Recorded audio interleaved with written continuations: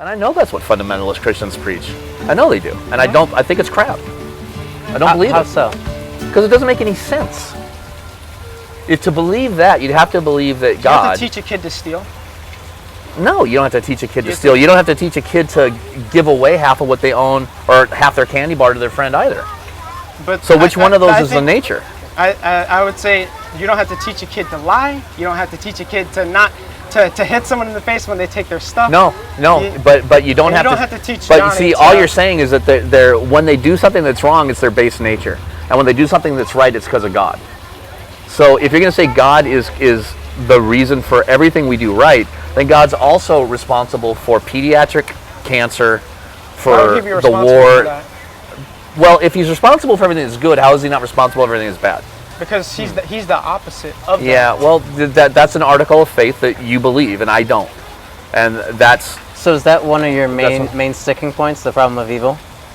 It's not one of the main sticking points. It's just completely illogical. Well, evil couldn't exist if God didn't exist. Like you're saying, evil is. You're saying is that so God. bad. What you're saying, if what I'm hearing you say, is that God is by definition everything that's good. He is the definition of good. So what I'm saying is that evil couldn't exist unless God allowed it to exist. Evil exists because of human choice and because it's the opposite. You're giving human beings way too much power if you think we can create evil outside of God.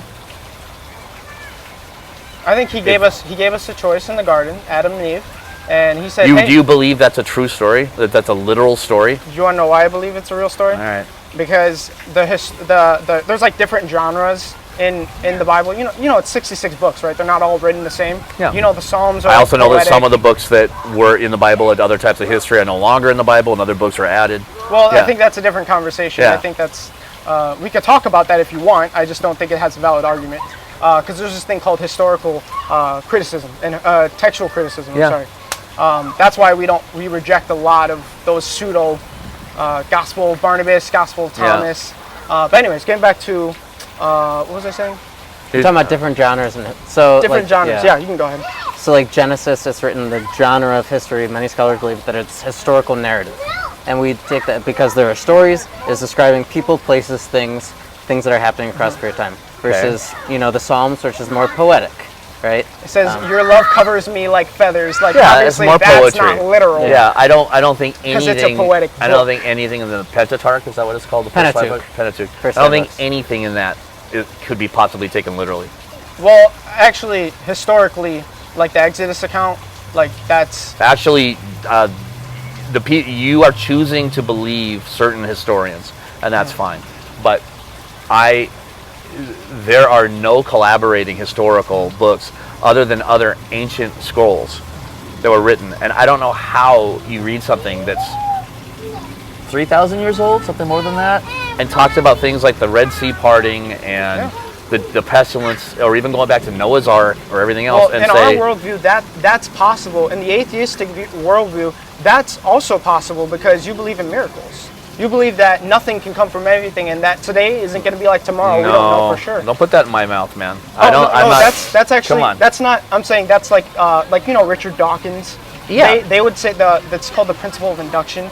How do we know that everything today is always going to be how it's been? Like, you can't say it's just because it's always been that I would way. say you're stretching that to say that. I mean, well, I'm saying that's what atheists actually believe. That's what they would affirm. That's what they would argue. I think that you're we painting still have this you're issue. painting a pretty broad brush there. But saying that they don't know if something happened or didn't happen is not saying that miracles happen. I believe that as a historical document and almost as a piece of literature, the Bible is an extremely important document. I'm not gonna, I don't dismiss it as having value.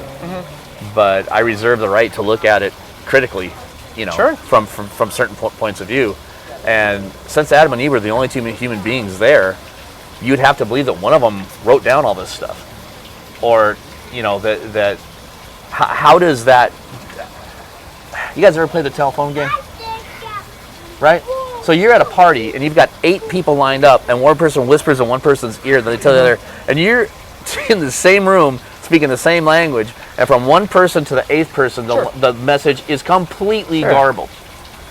You gonna really tell me that over thousands of years that those stories are letter perfect?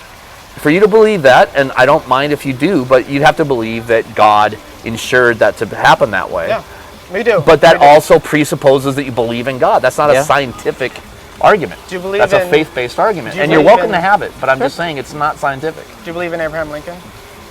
Yeah. Why? Well, there were photos. There were way more historical What documents. about Alexander the Great? Yeah, I don't think I know that I believe Alexander the Great existed. I think that probably historical accounts of what he did or didn't do are probably much more open to flexibility because there weren't as many documents, there weren't as many witnesses, and it was more history. Do you believe that Julius Caesar existed? Yeah, same reason. Why? Well, we've got because we have documents. coins minted with his head on them. I mean, Sure. it's just history. So if there were evidence, By the way, Yeah. I do believe that Jesus of Nazareth did exist. Yeah. Yeah, historically he did. Yeah. It's a question of what you think he did or didn't do during those times. Mm-hmm. So it seems as if you So- try to base what you believe upon logic and evidence, correct?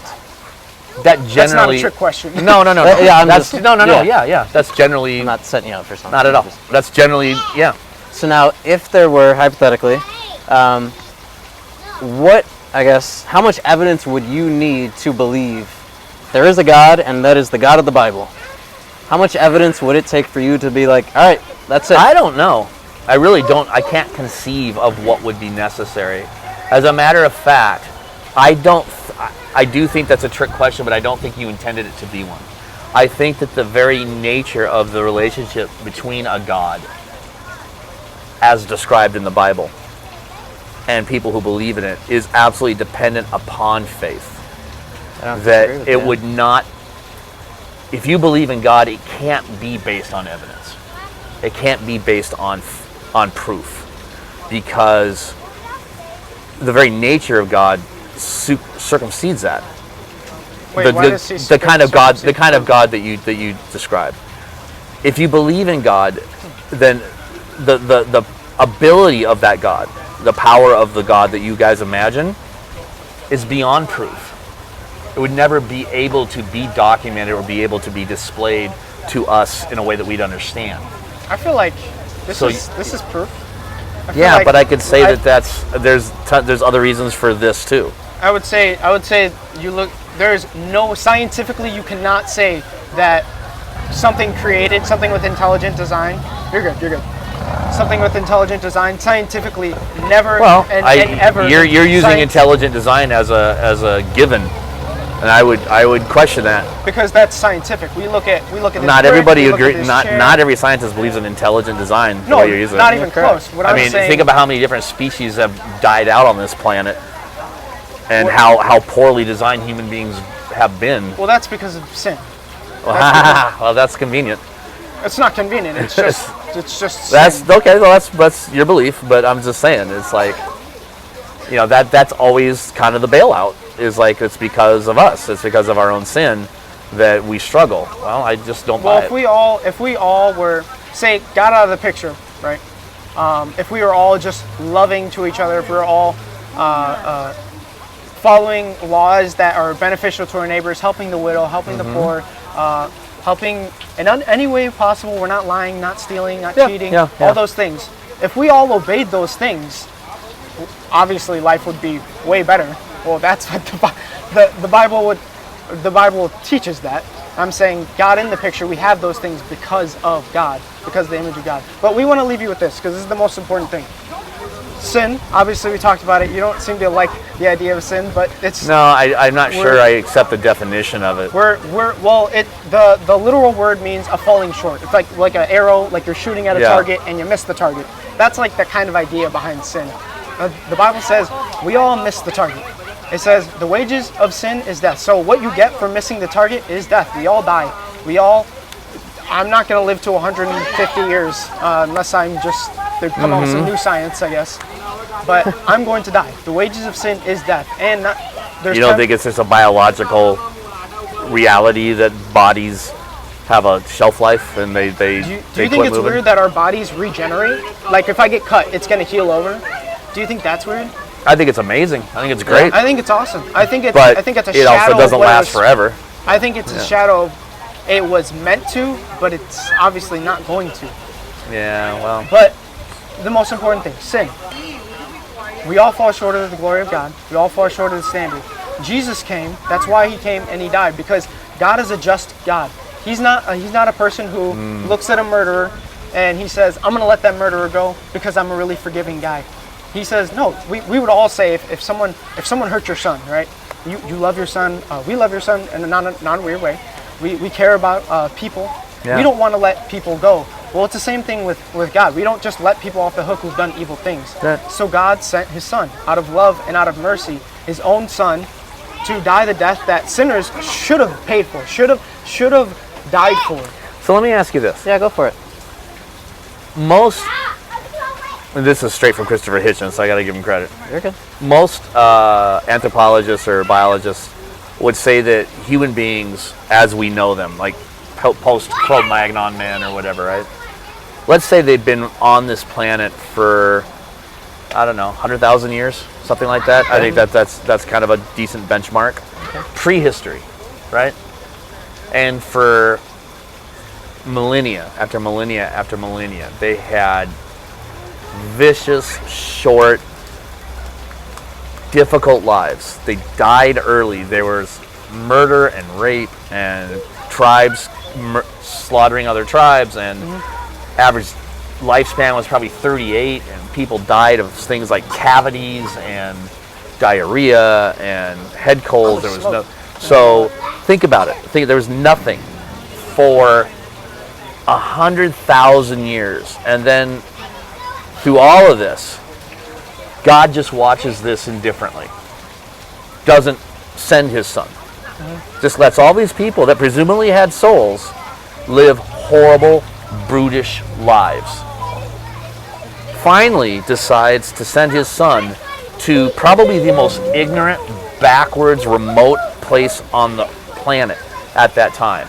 Doesn't send him to China. That was actually the center. Send it. No. Center of trade. No. Oh, sorry. Doesn't send them to China, where they were already in a very well-established society with literature and art. He sends them to the hinterlands of Judea, and is born to a poor, negligent family out in the middle of nowhere. And then that's who he wants this message to get to. How am I supposed to believe that he cares about people? By your definition, why did he wait so long? What was he waiting for? 100,000 years of people with souls not getting the message of Christ. And you can say, well, God works in mysterious ways, but that's pretty damn mysterious to me. Well, actually, okay, so we're not saying that when Jesus came, that was the only time the message was here. That the message existed before then, like Moses. Well, Moses was before Jesus. They're right? pretty clear that that Jesus was the one who made all the prophecies. Yeah, He fulfilled all the prophecies for sure. Right. So he waited that long. sure. No, He waited that long. that I'm was just curious to about pay- why. That was just to pay the debt. So The debt? yeah, the debt. So remember? Wow, that's that's the whole point, man. Is like, how are these people supposed to know? And based on the way you're telling this, what the debt even is? They're too busy trying to just survive. The message of it would have been Judaism at the time, but it Well, existed. in that part of the world, but there was there was South America, Central America, North America, Asia, Africa. Yeah, so that Well, they didn't have Judaism. That message still existed back then. What we're saying, when Jesus came, Come on, man. it was 100,000 years before Christ. If you're living in what's now known as Nigeria, you think they understood what the message of God was? well, they were supposed to. The people, the Israel, right? That's where Judaism originated. Israel was supposed to share that message with everyone. Okay, so they failed. Yeah, they did. They failed to spread the message throughout the entire planet. Yeah, Yeah, And they when did. Jesus 10,000 came- years before Christ. That's a pretty tough indictment, man. And we're still trying to share. There are still places in the world that we haven't reached. There are still people who have never heard the truth. Right. So are they held responsible for not knowing? Yeah, there's a That's rough. creator. That's pretty rough, man.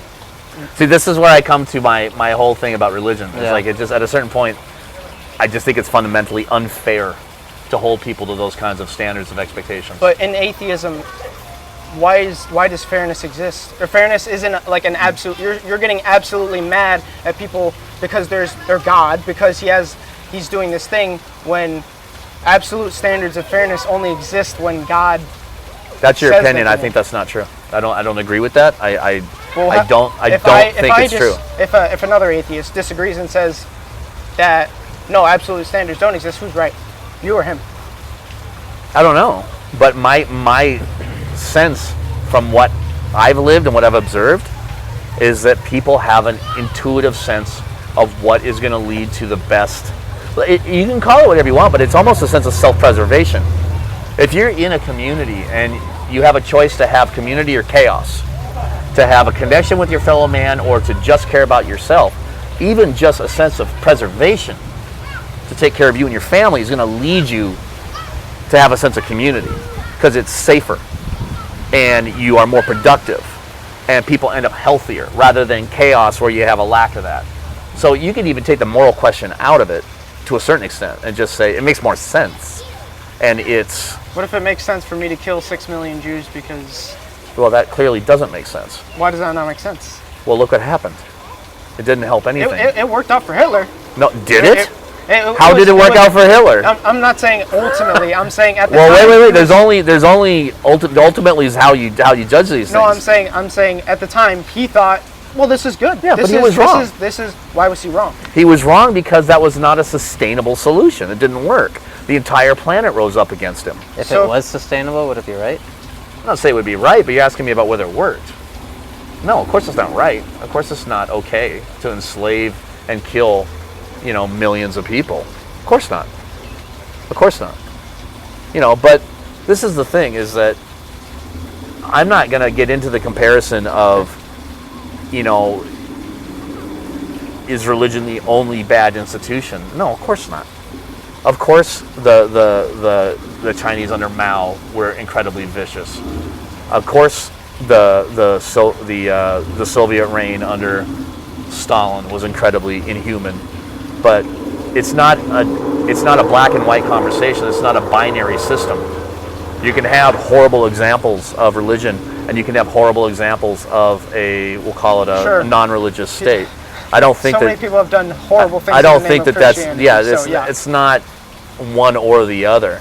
My whole thing is that I don't think that religion is necessary to live a good, just, and ethical life. Well, I think that's a good place to end. So, we'll just agree to disagree, right? No, so we agree that it is necessary. You agree that it isn't. But right? I'm making the distinction between faith and religion. Okay. That's the spiritual focal point of yourself and the institution with which you promulgate it. Mm-hmm. Sure. So I'm making a distinction between that. My mom is a very devout Catholic. So is my dad. Mm-hmm. My mom is what is called a charismatic Catholic. I mean, she's been seriously. Oh, really? Yeah, I know it sounds crazy, right? But like at her services, they speak in tongues. They go full on Baptist, bro. I know. Check it out. It's real. And this is my mom, who's one of the best people I've ever known. So her being such a fundamentalist Catholic, it doesn't preclude me from thinking she's a good person. So don't get that twisted. It's how you live your life is the only thing that matters to me. Well, whatever you are or however you call yourself. Jim, it was a pleasure talking to you. You too, brother. Good dialogue. Yeah. You're a dope guy. Thank you. Ooh, thanks, guys. But if you're curious, if you want to see some very challenging arguments to some of the Christopher Hitchens. Listen to Christopher Hitchens versus Douglas Wilson. I've seen that. You have? Yeah. And I know about Dawkins too, but I think Hitchens is a pretty fascinating guy. He's pretty snarky. I mean, I wouldn't say some of the stuff he said. Everyone can be kind of. Here's the thing about Hitchens. He was very good friends with some of the people he had very strong debates against. Sure.